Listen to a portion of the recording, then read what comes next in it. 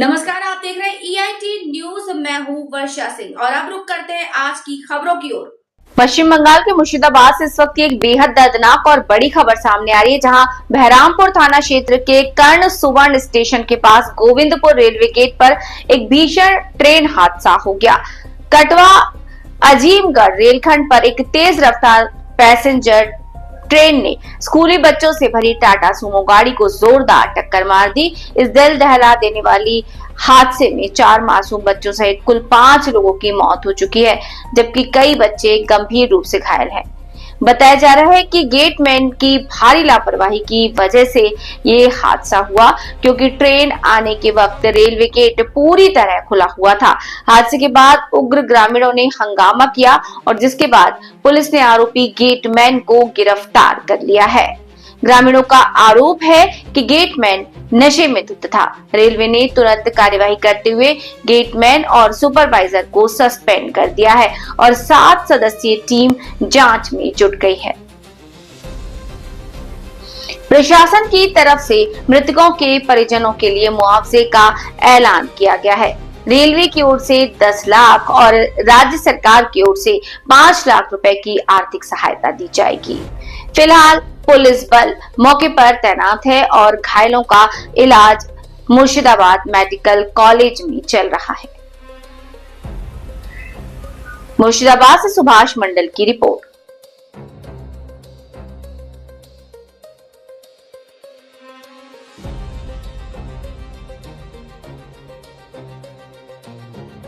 কিভাবে ঘটলো এরকম দুর্ঘটনা?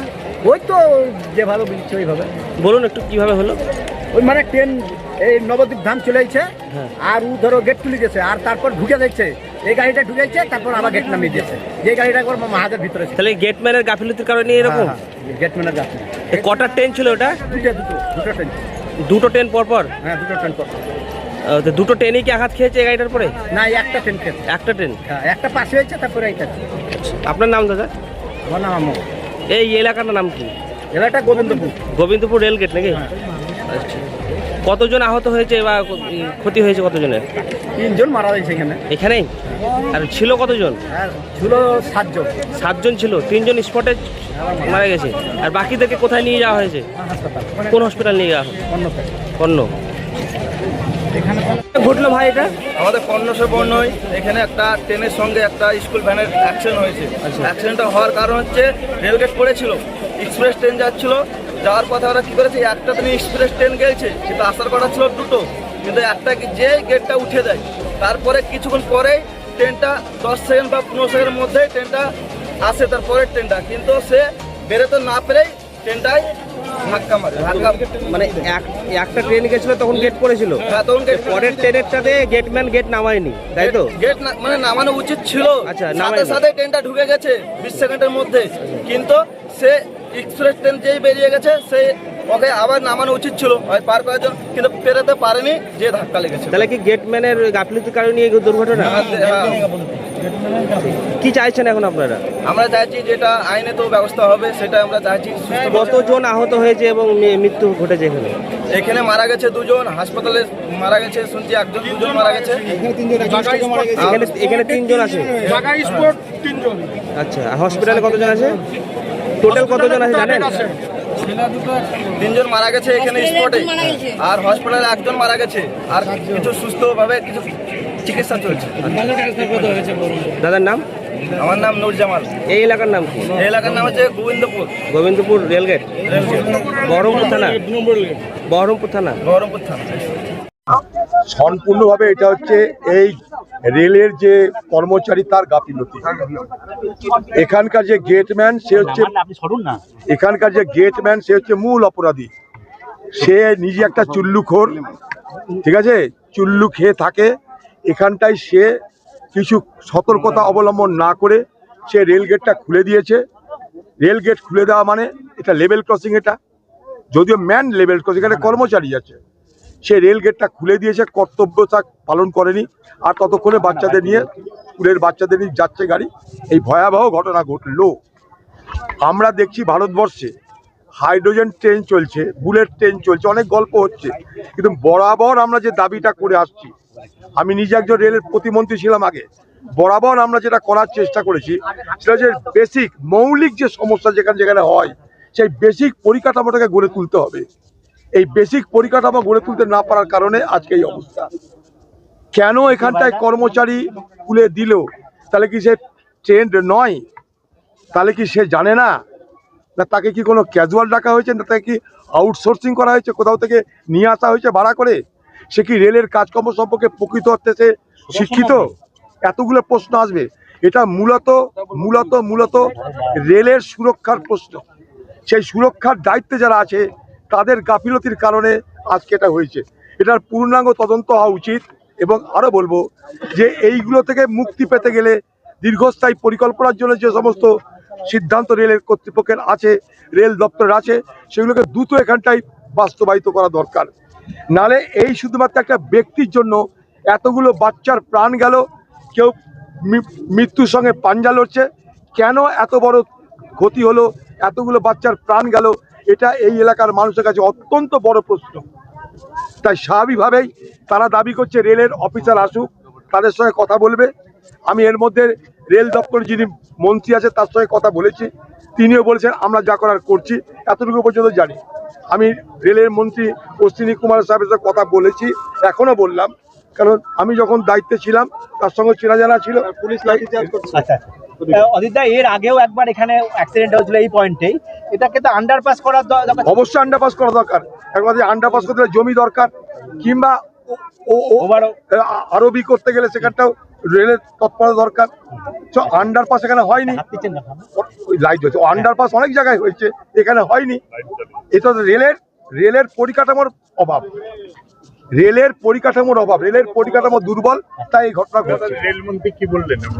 রেলমন্ত্রী আমাকে বলছেন যে আমি সব ব্যবস্থা করব যা যা করার রেলের পক্ষ থেকে, এবং আমাদের অফিসারকেও আমি পাঠাচ্ছি। আপনি একটু ওখানটায় মানুষকে শান্ত হয়ে থাকতে বলুন।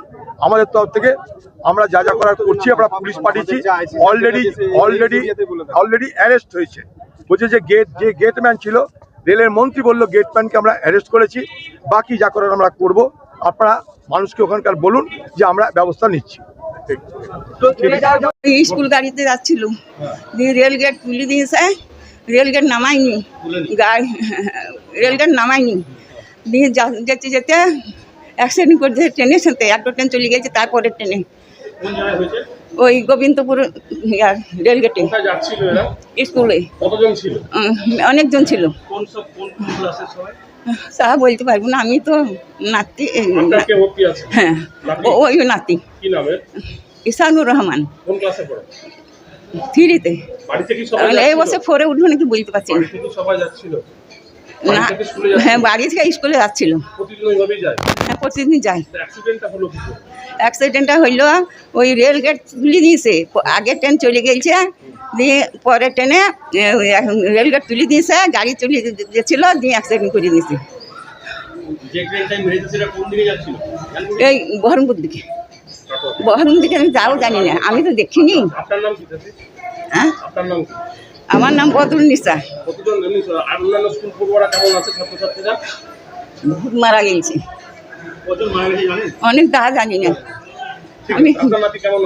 এখন খুব সুবিধা নাই। আমার বাড়ি সাবাদপুর, ভরতপুর থানা। আর দেখুন, আজ সকালে যে মর্মান্তিক দুর্ঘটনা ঘটেছে, আমরা সবাই শোকাহত। যারা মারা গেছে তাদের পরিবারের প্রতি আমাদের প্রত্যেকে সমবেদনা। যারা ইনজিওর্ড রয়েছে তারাও ঈশ্বরের কাছে প্রার্থনা করছে দ্রুততার সঙ্গে তারা সুস্থ হয়ে উঠুক। এখানে সমস্ত প্রশাসনের পক্ষ থেকে, ডক্টরসদের পক্ষ থেকে সমস্ত রকমের ব্যবস্থা নেওয়া হয়েছে। যুদ্ধকালীন তৎপরতায় সমস্ত পরিষেবা দেওয়া হচ্ছে। যারা চলে গেছে তাদের তো আর ফিরিয়ে আনা যাবে না। সরকারের পক্ষ থেকে অবশ্যই ঘোষণা করা হয়েছে, আপনারা জানেন, রেল মন্ত্রকের পক্ষ থেকে 10 লক্ষ টাকা, এবং আমাদের মাননীয় মুখ্যমন্ত্রী শুভেন্দু অধিকারী মহাশয় তিনিও রাজ্য সরকারের পক্ষ থেকে 5 লক্ষ টাকা ক্ষতিপূরণ ঘোষণা করেছেন। এবং যারা ইনজিওর্ড তাদের রাজ্য সরকারের পক্ষ থেকে সম্পূর্ণ দায়িত্ব নেওয়া হয়েছে তাদের সুস্থতার জন্য। সঙ্গে সেন্ট্রাল গভর্নমেন্টের পক্ষ থেকেও তাদের 2.5 লক্ষ টাকা ঘোষণা করা হয়েছে। যারা আহত, হয়তো তাদের পরিবারের কাছে আমরা তো তাদের সন্তানদের আর ফিরিয়ে দিতে পারবো না। পরিবারগুলো যেন একেবারে ভেঙে না পড়ে তার জন্য এই ক্ষতিপূরণের ব্যবস্থা। বাকি দেখুন, আজকে এই ঘটনা কোনোভাবেই মেনে নেওয়া যায় না। একজনের ভুলের জন্য আজকে অনেকগুলো বাচ্চার প্রাণ গেল, অনেক মা তাদের সন্তানদের হারিয়েছেন। অত্যন্ত মর্মান্তিক, অত্যন্ত দুঃখজনক ঘটনা। আমাদের কেন্দ্র সরকার, রাজ্য সরকারের পক্ষ থেকে এই দুর্ঘটনা ঘটে গেছে তার পরেই যে ঘটনাগুলোর ব্যবস্থা নেওয়া উচিত নিয়েছে, এবং আগামী দিনে আমরা এর আগেও ঘোষণা করেছে, সুপ্রিম কোর্টের পক্ষ থেকেও রায় আছে যে প্রত্যেকটা লেভেল ক্রসিং বন্ধ করে আন্ডারপাস করায়। অনেকবার এই ধরনের ঘটনা ঘটেছে, তো সেই ঘটনা যেন আগামী দিনে না ঘটে তার জন্য রেলের পক্ষ থেকে আন্ডারপাস দ্রুততার সঙ্গে নির্মাণ হচ্ছে। আগামী দিনে এগুলো হয়ে গেলে দুর্ঘটনা ঘটবে। আমরা চাই না দুর্ঘটনা ঘটুক, কারো পরিবার থেকে কেউ চলে যাক, এটা কেউই চায় না। তাই আমরা চেষ্টা করব আগামী দিনে যত দ্রুততার সঙ্গে সম্ভব এই আন্ডারপাসগুলো যেন হয়ে যায়, তাহলে এই ধরনের দুর্ঘটনা এড়াতে পারব। আর আজকের এই ঘটনার যে যারা দোষী, যারা যুক্ত, আমি শুনেছি যে যিনি ছিলেন গেটম্যান তাকে অ্যারেস্ট করা হয়েছে, তো তাদের দৃষ্টান্তমূলক শাস্তি হওয়া উচিত। কেন তারা সতর্ক থাকবে না? এতগুলো বাচ্চা নিয়ে একটা গাড়ি যাচ্ছে বা সাধারণ মানুষ চলাফেরা করছে যেখানে, তাকে আরও দায়িত্ব নিয়ে এই ধরনের কাজ করা উচিত। যে একটা ট্রেন আসবে তাদের কাছে সবসময় মেসেজ থাকে যে আপ ডাউন কখন আসছে কখন যাচ্ছে, এই মেসেজ থাকা সত্ত্বেও তার অসতর্কতার জন্য এতগুলো প্রাণ গেছে, তো তার দৃষ্টান্তমূলক শাস্তি অবশ্যই হওয়া উচিত। কতজন মারা গেছে? এখনো পর্যন্ত 3 জন সরকারিভাবে ঘোষণা হয়েছে মারা গেছেন, 4 জন এখনো ট্রিটমেন্টে আছে, বাকি আরও 2 জন কর্ণসুবর্ণ থেকে আসছে, তারা সামান্য আহত হয়েছে, তারাও মেডিকেল কলেজে আসছে। যদি তাদের কোনো ট্রিটমেন্ট প্রয়োজন হয় এখানে আরও ভালোভাবে তাদের ট্রিটমেন্ট করা হবে। তো সুতরাং এই যে 9 জনের মধ্যে 3 জন মারা গেছে, বাকি 6 জন ট্রিটমেন্ট চলছে। ডক্টরসদের পক্ষ থেকে আশঙ্কা করা হচ্ছে 2 জন গুরুতর আহত।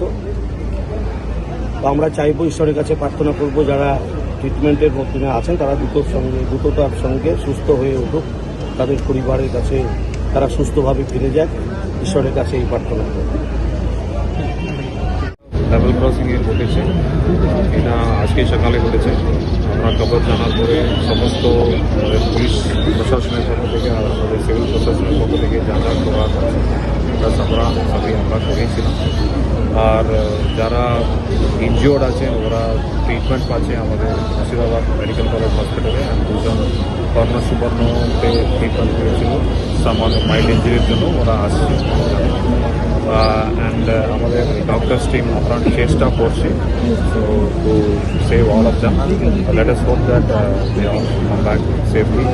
And যারা 3 জন স্পটে মারা গেছেন তাদের জন্য ইন্ডিয়ান রেলওয়েজ 10 লক্ষ টাকা অ্যানাউন্স করেছে। অ্যান্ড আমাদের state government as per honourable মিসি এটা করেছিলেন, as per honourable CM's advice 5 lakh টাকা অ্যানাউন্স করা হয়েছে। অ্যান্ড এই ফর্মালিটিগুলো দ্রুতগতিতে আমাদের অ্যাডমিনিস্ট্রেশন করবে।